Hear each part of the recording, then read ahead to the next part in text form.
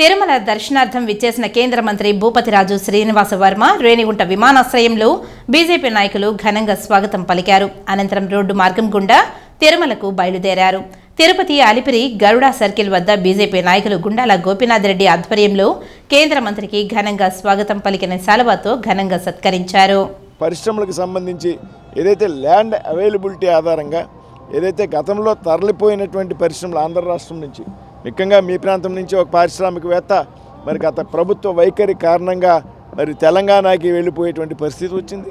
అటువంటి వారిని అందరినీ కూడా తిరిగి వారిని ఏదైతే రాష్ట్రంలో పరిశ్రమల స్థాపనకు అనుకూలమైనటువంటి వాతావరణం నిర్మాణం చేస్తాం. నేను మాట్లాడేది భారీ పరిశ్రమల గురించే. నేను భారీ పరిశ్రమల మంత్రిని. విశాఖకు విషయంలో మనందరికీ సెంటిమెంట్. విశాఖ ఉప్పుని కాపాడాలి అనేటువంటి ఆలోచన ప్రజలకు ఉంది. మాకు కూడా వ్యక్తిగతంగా మేము కూడా ఈ రాష్ట్రానికి సంబంధించినటువంటి వ్యక్తిని కాబట్టి నాకు కూడా ఉంది. అయితే అదే సమయంలో ఆలోచించవలసినటువంటి విషయం, దాదాపు సంవత్సరంలో 4,000 కోట్లు నష్టం వస్తున్నటువంటి పరిస్థితి కూడా ఉన్నది.